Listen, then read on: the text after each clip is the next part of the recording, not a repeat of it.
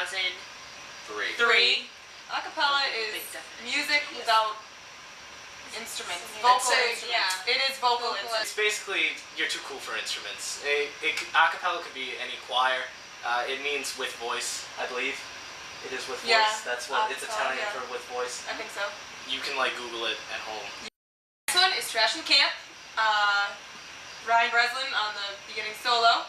This guy right here. Yeah.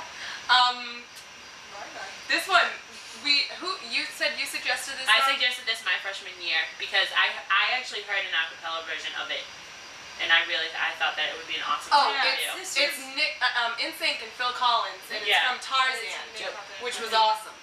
But yeah, and the decision was made that Ryan would do it because he was perfect for it, I guess, at the beginning. There was an executive decision made that Ryan Breslin would be singing. Because you know democracy works. And it was, we've opened every... It sounds so bad about like that. No, he's wonderful. It's wonderful. Ryan was chosen. Why? I don't know. No, I'm just kidding. No, he's wonderful at it. And this is a song that we used to open a lot of our shows because it just like got everybody in the mood and like...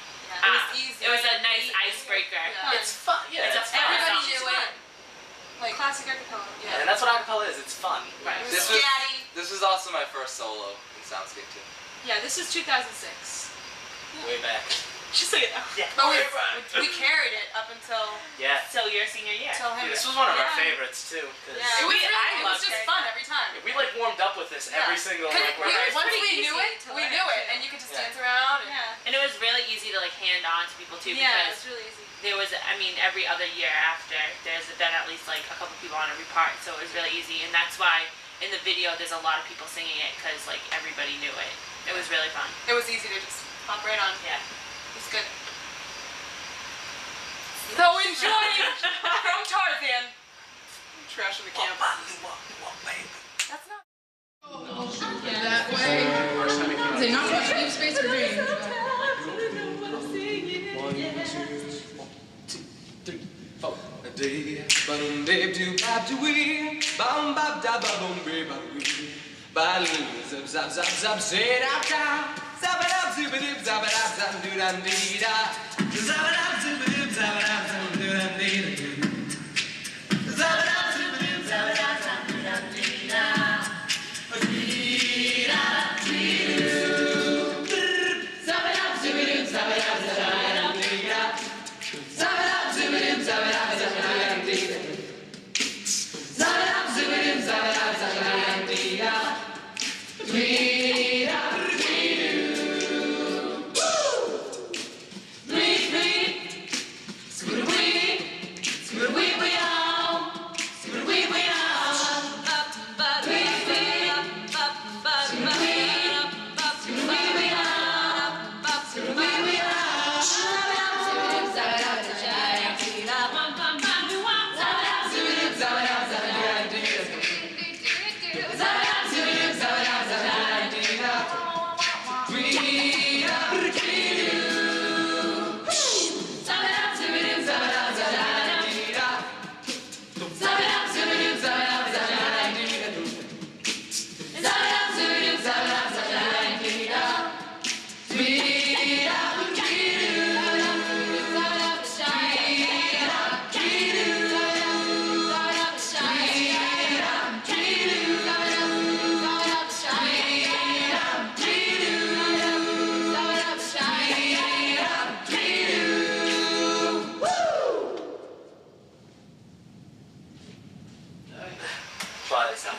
Basically, it's like, the thing I like about acapella is that you take good music, like I like to hear stuff on the radio, and I like to hear what musicians do with instruments, and then you kind of like flip it on its side, and when you put voices into it, it's just a whole new ballgame, because you're taking a guitar, and you're saying, I want to do that with a voice, or you hear drums, and you say, I'm going to do that with a voice, or you just put stuff or harmonies in there that aren't in there originally, and it's kind of like you're making a cover, but it's so much cooler though than a cover. So the next song coming up is Hide and Seek. What? I love doing that. You gotta be ready for it. The next song is Hide and Seek. It's originally written by Imogen Heap, and we did it in 2006.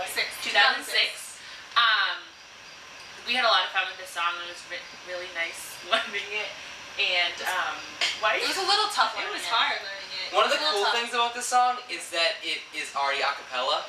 It's really Imogen Heap's voice, either 4 or 5 times. It's one person, and she sings every part. I think she used the computer to like split her into a couple different. Basically, she put the melody in, and then she did different ones, and then she told the computer what she wanted in. Yeah, it's really cool. Which was tough sometimes because you can't hear all the parts. The dissonance in the chorus was tough. But it's delicious. So one of our rehearsals, we went into the band room with our director, and we listened to the song, and after we listened to it, he asked us, he put the lyrics in front of us, and he asked us what we think that this song could relate to, and it was we kind of looked too much at the words, and we didn't really realize, think what it could be talking about. We were just like, oh, oily marks on walls, what could that be, But then he played it again, and he said, now this time listen to it and think about 9/11. And that helped get a little bit of a feel for what the emotions were. It made all of us look deeper into the song and really connect to it. Because I love this song live. The first time we did it with the lights and everything, it was insane. It was really, really good. And putting meaning into it is it helped. I don't know about anybody else, but it helped me perform it better. Because it helped get a little bit of a serious tone to it, and it was good. And the music's powerful enough. And when you just combine it with the words, it just becomes an entirely different entity on its own. So we would usually sing this in a circle. So we could hear. We really listened to each other, and dynamics were huge, and it was just a really special song. We'd close our eyes and sing it. And sing it so quietly, and all get mixed together. So there was a tenor next to me and a alto next to me, and I'm singing the melody. And we all just work together. I feel like that was the pinnacle of the awesomeness of Soundscape. Because we all worked together so hard on that song. And it came out. Everybody loved that song. It was a great one. So here it is, hide and seek.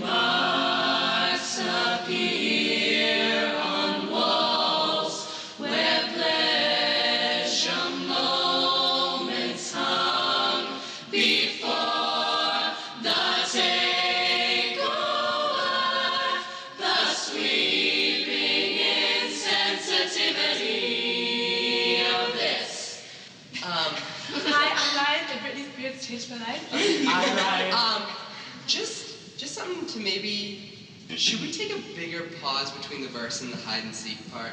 Because it's kind of like we're like singing, and then all of a sudden.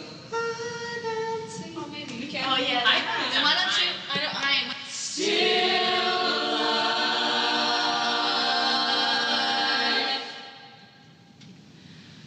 Hide and seek. Trains and sewing machine won't catch me around here.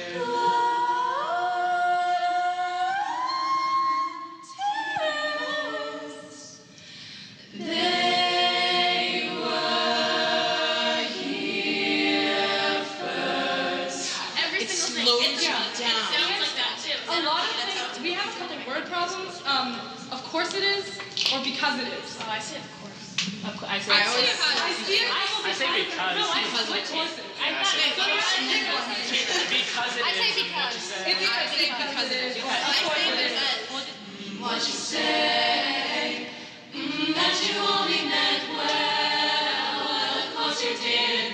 What you say, that it's all for the best, because it is. What you say, that it's just what we need. You decided this. What you say, what did she say? Ransom notes keep falling out your mouth. Mid-sweet talk, newspaper work cutouts. Speaks no feeling, no, I don't believe you. You don't care a bit, you don't care a bit. Ransom notes keep falling out your mouth. Mid-sweet talk, newspaper work cutouts. Speak no feeling, no, I don't believe you. You don't care a bit, you don't care a bit. Oh, no, you don't care a bit. Oh, no, you don't care a bit. Oh, no, you don't care a bit. You don't care a bit. You don't care a bit.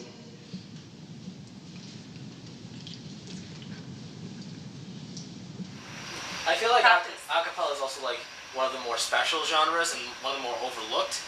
It's becoming more popular now, but it just sounds good. I like a lot of styles of music, but acapella is by far my favorite. I'm like obsessed for all the good reasons. I mean, it just sounds good. I like how you can take any song and turn it into acapella. Yeah. Like you can have like a rap song and put some spin on it that makes it like cool and different, and everybody can like it.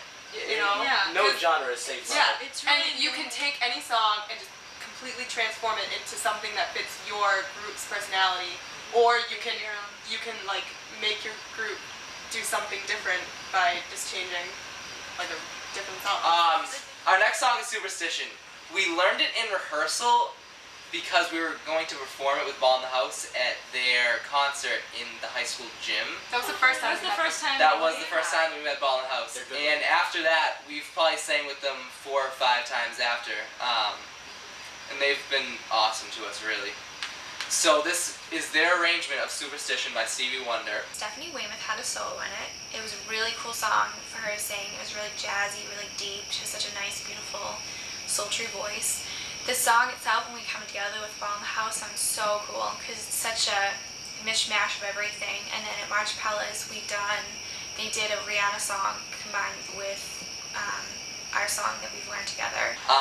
Every time after that we sang with them, Steph has actually came in and sang the first verse. The second verse with Aaron from Ball in the House.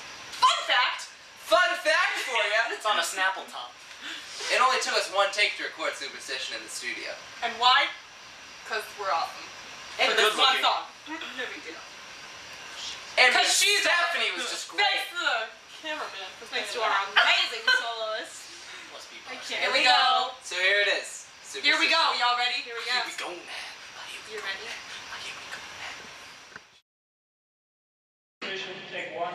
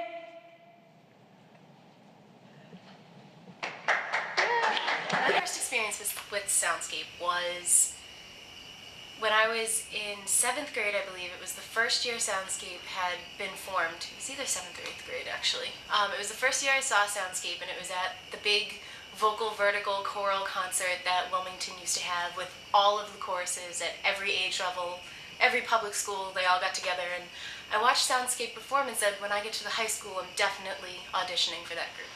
So this next one is Lollipop, and this one we learned 2005. My first year, your first year, your first year. It was my freshman year. I was a sophomore, yeah. Sophomore. We split the group. We had, how many people? It wasn't a lot. Not a lot of people, 12. but we split the group into 2 groups.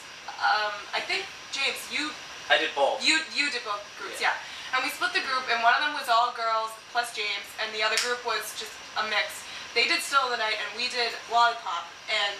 I remember seeing this in concert. Yeah, it was so good. So it was just really fun because like it was upbeat and it was short. So it's an old favorite. Yeah, so it was just fun to do. It was really fun to do. It was actually the first time that I ever beatboxed too for people. This group came in and they taught us tons of stuff. Do you remember Vote for Pedro? Yeah. They came in and they did little workshops with us, and beatboxing was like cool to me, so I did it. And so this is the first song that I ever beatboxed on as well. It's alright. And been doing it ever since, so it's a really special song to me. Our director sang bass on this song in that studio recording because there weren't a lot. The bassist who was in the group when we sang it wasn't able to be there, so he did that. It was good. It was only a few of us recording it, I think. There was literally one on each part, right? Yeah. One on each part. There was like 5 of you. So it's like old school. It's just like the 50s. So enjoy. Can we do that back?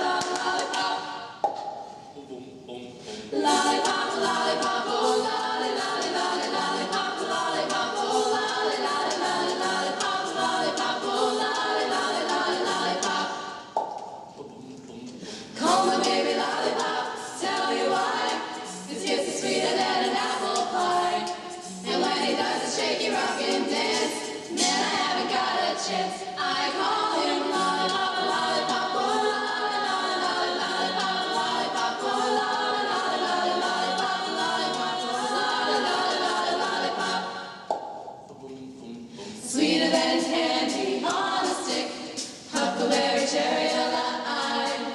If you had a choice, you'd be your pick, but lollipop is mine. Lollipop, lollipop, lollipop, lollipop,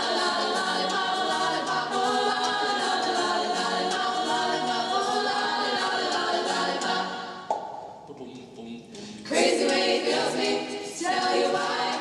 Just like a lightning from the sky. He loves to kiss me till I can't see straight. Gee, my lollipop is great. I call him lollipop, lollipop, lollipop, lollipop, lollipop, lollipop, lollipop, lollipop,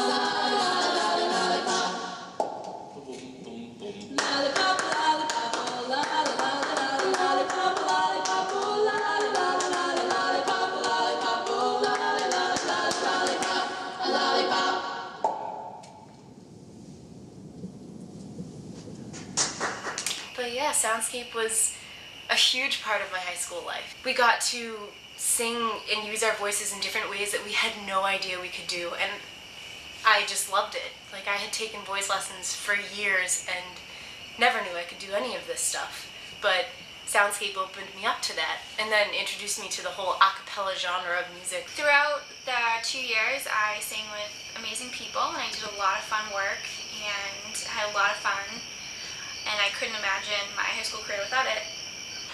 Our next song is Disturbia, which is made popular by Rihanna, and our solo featured Stephanie Weymouth and Ryan Breslin. They alternated verses and sang the melody and harmony on the chorus. It was pure beauty. It was awesome. Like an angel. Ryan had this awesome idea, to kind of make it our own. In the middle, to kind of stop it and then slow it down, slow-mo, and then bring it back up to the beat. And it was, it really threw the audience for a loop. Yeah, we called it Go Gospel. Go Gospel. Oh yeah! Hit him with the I remember the first time I saw you guys do that, I had already graduated and I was like, no way. No way, it was totally cool. It was cool. It was really cool too because I think, well, not like the first few times we sang it, I loved when like we'd stop and everybody would start like applauding and then we just like bring it back in. Yeah, we waited until the audience started. I love doing that. I was guilty of clapping during the class. I was guilty. Sorry guys. So, but you liked it, so wanted. That's okay. Yeah. So we hope you enjoy it. Hysteria, take 1. 1, 2, 1, 2, 3, 4. What's wrong with me? Why do I feel like this?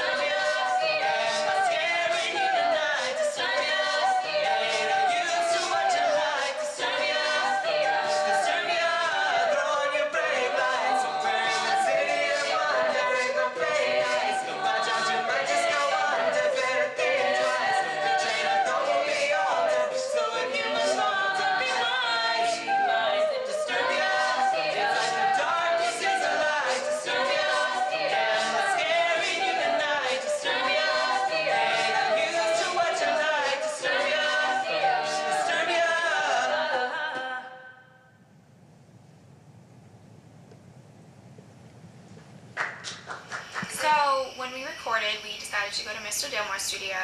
It was on a huge plot of land, and he had horses and all these kind of animals and all this stuff, and it was absolutely gorgeous. We recorded in his incredible studio that he had set up. In the basement of the studio, there was a pottery studio for his wife, which I was so fascinated by, and I guess she sells all of her stuff. And then when we were there, upstairs was just so warming. It was all wood, and it was just very cabin-like. It was easy to record in. The acoustics were incredible. A little bit about the place. My wife is a potter, and we were looking for a property in 1974, which was when you were a spirit form. And we were looking for something that had a lot of room, because we both love animals, and my wife is a horse rider. And we also needed a place that was off the road, that was kind of quiet, because she being an artist and me being a musician, those are the kinds of places that you look for. And also she needed a huge pottery kiln to be built. So we searched for about a year and finally found this. It's a 40-acre plot that's kind of in everybody's backyard, and it just was magic. We looked at it in February of 1974, just about this time, and we came during a snowstorm. I was teaching in Salem, Mass at the time. It was a snow day, and so I figured, well, let's hop in the car and check it out. And I was just totally blown away by the place. So when we went to Mr. Dilmore's studio, I think it was, for the most part, a lot of our first time being in a studio. And I know, at least for me, like, I had my own vision of what I thought a studio was. Like, I thought it was, you walk in, like, one person goes at a time, and you lay tracks over each other. But it was really cool because when we walked in, we walked up into, like, a loft, and Mr. Dilmore had 2 microphones set up, and we all sit around in our socks because the microphones are so sensitive that they could pick up, like, the slightest bit of movement, anything. And we all sit around the microphones, and we did one clean take of each song with a soloist on top of, like, it was all one thing together, you know? Yeah. Everybody was singing at once. Yeah. No layering. Yeah. And it was kind of cool too, because, like, there were some people there who had been in studios, and they walked in and they were like, this is nothing like I've ever done before. Because when Mr. Dilmore had that built, like, he had it built acoustically, like, perfect. Yeah. You know, like, you're going to record live with two microphones, and you're going to be going into a mixing board upstairs, which I can show you or have you take a peek at. There's a lot of options with it, but I want to keep it as simple and pure as possible. So I'll be giving you some options as to, do you like the take that you just did? Do you like the performance you just did? If you do, we'll keep it. If you don't, we'll just do it again until you get to the point where you like it. We're going to do it stereo. In other words, no fancy audio tricks. It's the way you are set up is the way you're going to hear it on the speakers, right and left.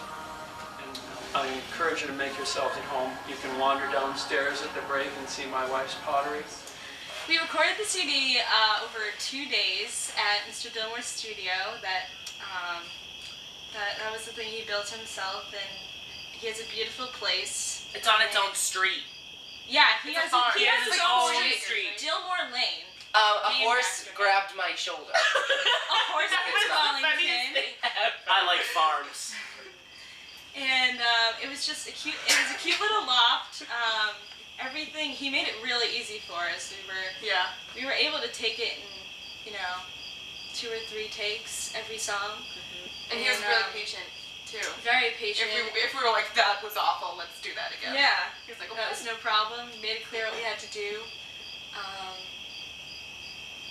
He was a great guy. Were set up. Yeah. It was like my first experience with him, and he was just awesome. Yeah, he was very generous to let us use this place like that. Thank you, Mr. Dilmore. Welcome back. I missed you. We all missed you. Our next song is Such Great Heights by Postal Service. I think a lot of you might know the cover, which is done by Iron and Wine, which was in the popular movie Garden State. Love Zach Braff. This song was, if you've heard the original song, it's electronic, and you gotta listen to it, the original, because then you'll know how stupid hard it is. There's a lot of complicated rhythms going on. I'll sing it for you right now. And it's hard. Just and it took a lot of focus for this one, don't you agree? Yeah, we split it up. This is one of the ones that we actually wrote down on paper. Yeah. Yeah. We never notated anything. The rhythms down on paper. Unless it was hard, then we would. This was hard. And I heard the Postal Service version, which is the original, and it's kind of funky. It's got a lot of different synthesizers and things going on in it. So I know when I first heard the song for the group, I was like, oh, how are we gonna do this one? Lindsay sang this song wonderfully. Angels. Yeah, it's really good. And we sang it at a lot of concerts throughout the year too. Yeah, it's a well-known song, so it's a crowd pleaser. And yeah. I enjoyed doing it, as stupid hard as it was. But I think our more the songs that are more challenging for us are the songs that come out the best and the ones that we love to do. It sounded really cool. Like Come On Eileen was crazy, which is so and backwards. This was crazy, like it shouldn't be that way. Yeah, but they're our favorites. They're really good. Postal Service, such great heights. And see you when you get back. I'll miss you.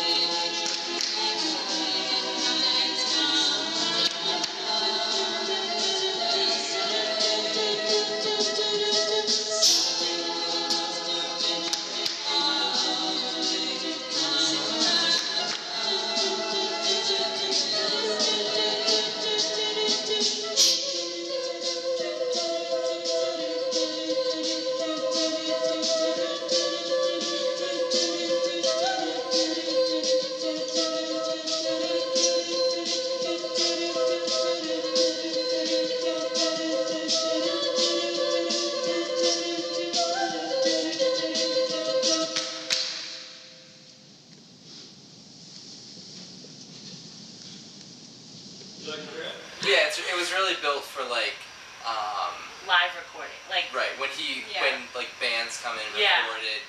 There's a little section like for the drums, and also when he records the scores for he does like scores for movies. Yeah, he does. It was really cool too because like we were down.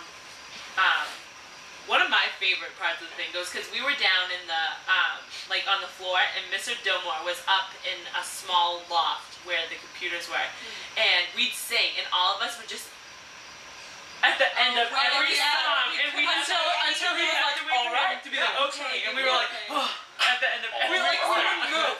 We just be like pause. There's one. I would make some facial. Yeah, you'd be like, or something, and then he'd be like, okay, and we'd be like, ooh. Yeah. So the next song coming up is I Think We're Alone Now. There doesn't seem to be anyone around.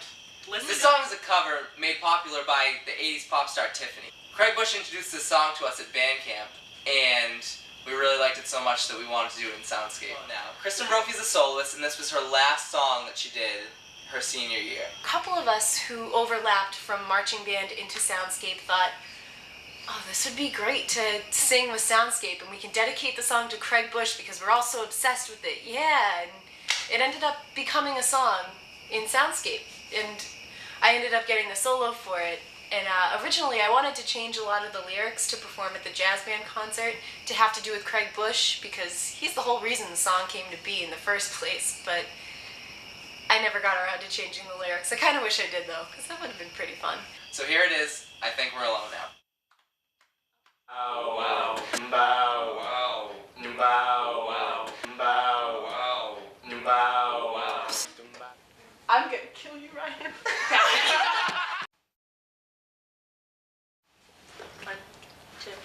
One, two, three, four.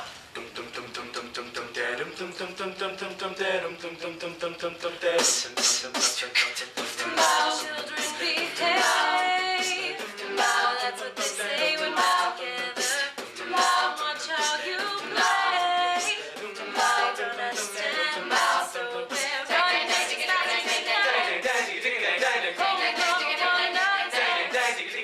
trying to get away into the night.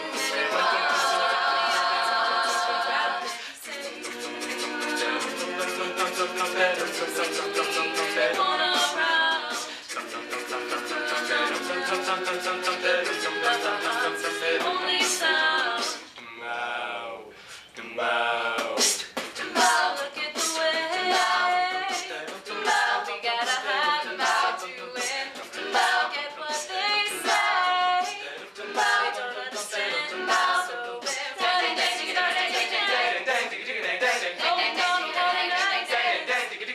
trying to get away into the night when you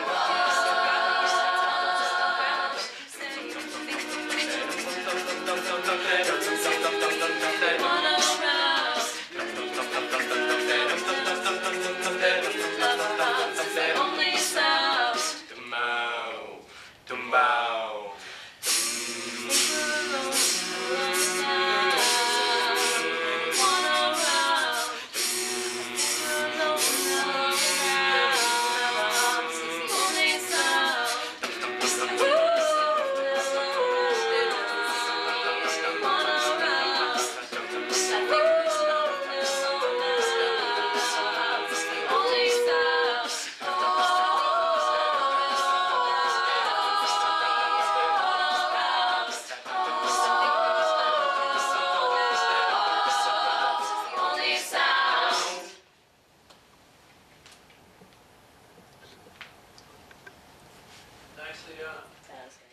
When we went outside in his farm, we got to meet his horse. And Ryan got I got really close to his horse. And the horse ended up gnawing on my shoulder. We have pictures to prove it. There are pictures. So yeah, that's one of her. Right, tell me. This song's called Say We There, originally made famous by the Spice Girls. It was arranged for our group by Libby Boland because she wanted to do this song so much. You did too. And I did too. Mostly because I like to do the sporty spice. Mostly because I like to do the sporty Sporty Spice. It's hard. Mostly because Ryan likes to do the Sporty Spice stuff. Mostly because Ryan likes to do the Sporty Spice tart. There we go. It is At the end of the song. It's hard. Our three soloists in the song are Stephanie Weymouth, Katia Riley, and Gabby D'Entremont. Well, the original soloists, Libby, Katia, and Steph, were the ones to sing it when we first arranged the song. And then when Libby graduated in 2008, Gabrielle took it over, or Gabby, rather. She took it over and she did an amazing job with it. They all did the harmonies so perfectly, and we could just have so much fun loosening up with that song. One of the really fun things about this song was the syllable that we decided to use during the verses. The syllable that I chose was bow chicka wow. Like bow chicka wow wow. Like bow chicka wow wow. It was a really popular commercial at that time of Tag that they would go bow chicka wow wow. So we used it. I loved Say You'll Be There because I loved the Spice Girls growing up, and it was one of the only songs that Soundscape had with more than one soloist in it, and I think that's one of the things I liked the most about it. We had three soloists who blended well in all their harmonies, and they got to make each section of the song that they sang their own. Alright, so, This is Say You'll Be There. Spice up your life.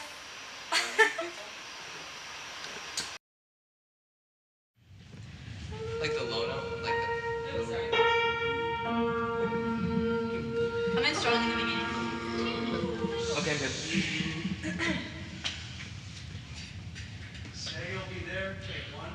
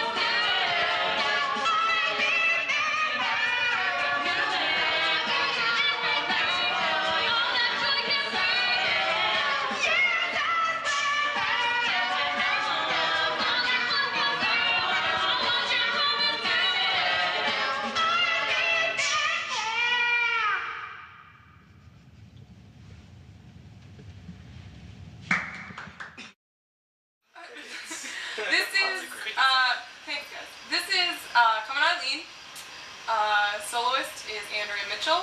She graduated in 2008. She was a senior when we did this one.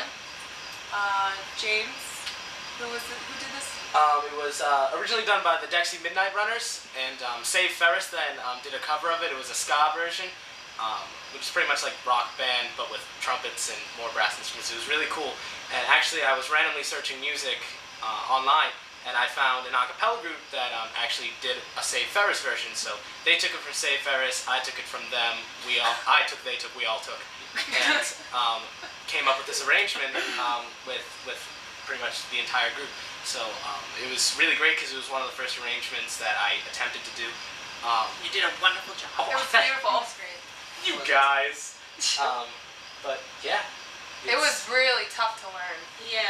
Because like the middle slows down and everybody has to be offbeat together, and you have to listen. And you have to be listening to each other and everybody. It's pretty much a straight rock all the way through, and then when it slows down, it turns into a swing. So it's swinging the notes a little bit more, and it's just really hard to get the rhythms down. So it was tough. The fact that we could do it at all was pretty impressive. But once we did it, so good. It was really good. So many layers. It's great. I love listening. That's the only song that I listen. Like I love listening to that song. It was a good one. I really do. I Builds love up listening to that song. Yeah. So you are gonna love it too. I hope so. Here's Andrea Mitchell with "Come On Eileen." I missed it. I don't care. You just need to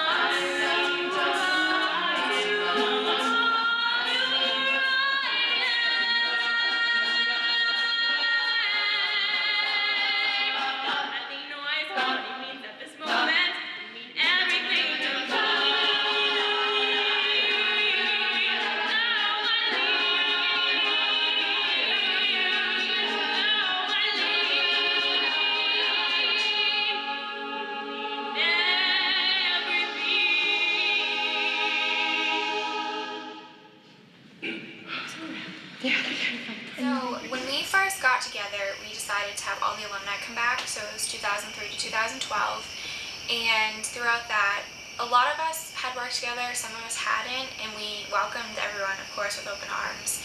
It was really neat to see all the different knowledge people had from just high school classes and then into college. We all really came together. I think that all the songs sound so good, and we did such a good job just being an ensemble and just coming together, even though we had either been away from each other for years or we had been together forever. And all the freshmen that came in, it was such a nice experience because they're going to be there until 2012, so they'll remember that until 2012.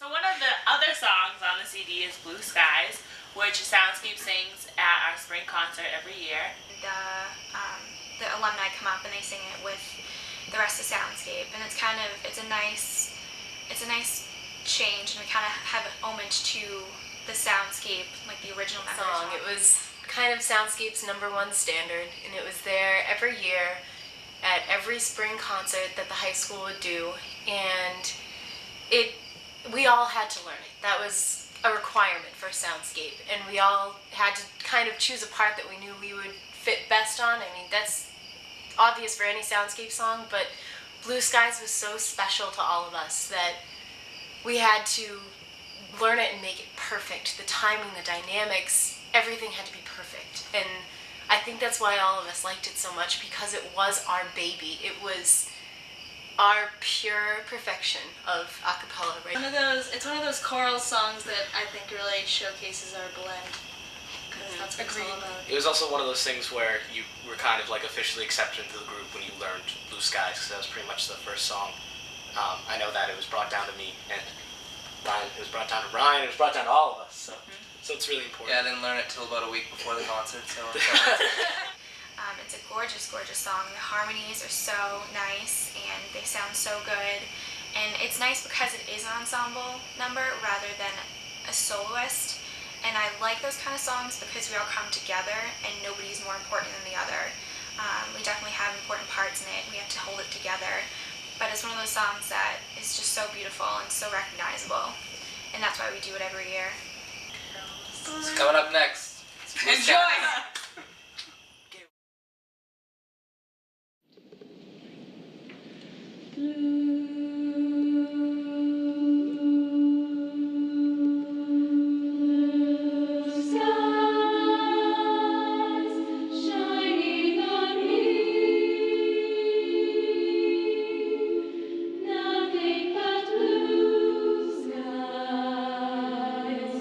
Do I see?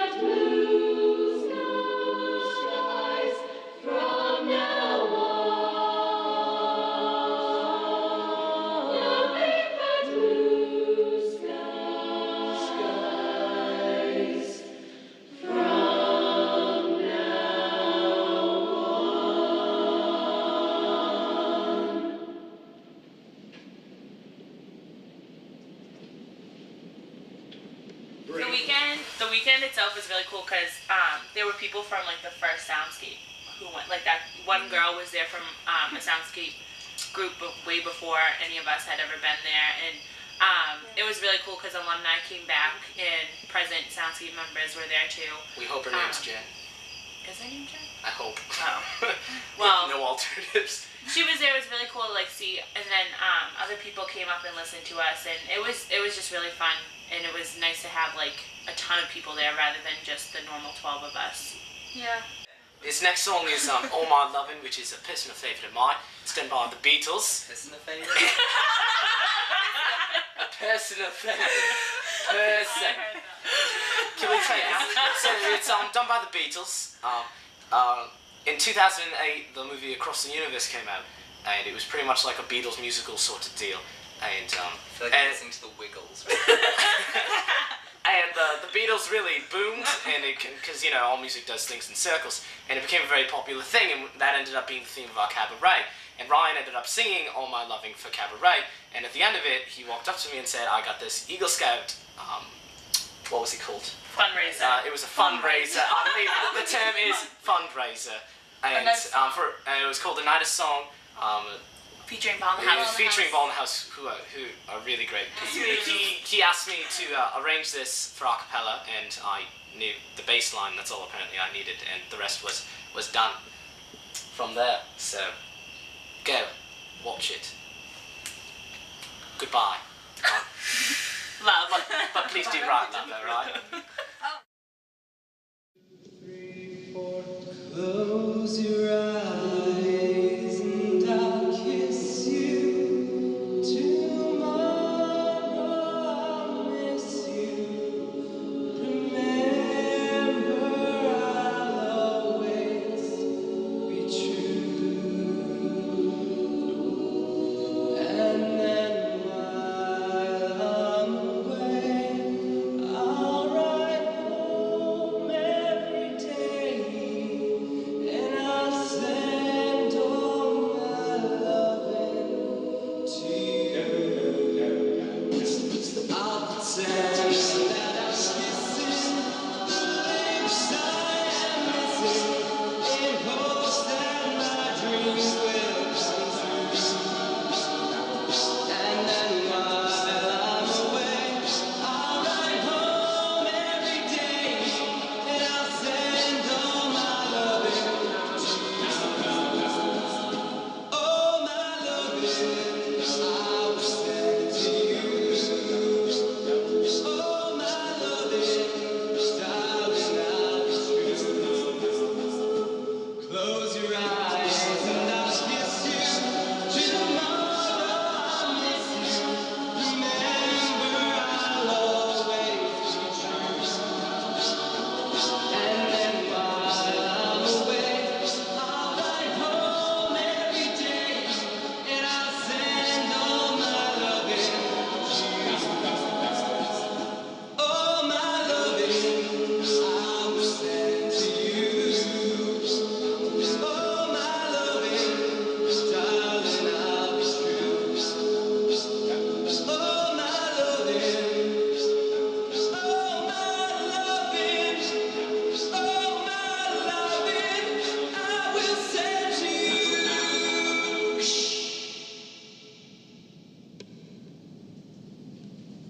You have to have a really great ear to be able Yeah. to hear. Speaking of all ear, the I know that acapella music has definitely made like me, Ryan, and Libby will be driving in the car, and none of us sing the melody of a song. We all sing a harmony. It's like it's crazy. That's what Ryan's recently learned how to do that. It's definitely because of Soundscape and what it has like given us. One really cool thing about learning acapella in high school is some of us have moved on to do it in college. I know Lindsay and I are both in acapella groups, and James, as a matter of fact, started his own acapella group at UMass Lowell. Accapella, this is our gang sign. Huge trend in college.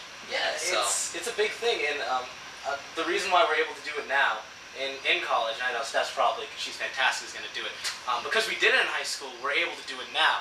And a big thing from a music perspective is that without even knowing it, our listening skills and our theory actually got so much better. because I never thought that I'd ever be arranging anything.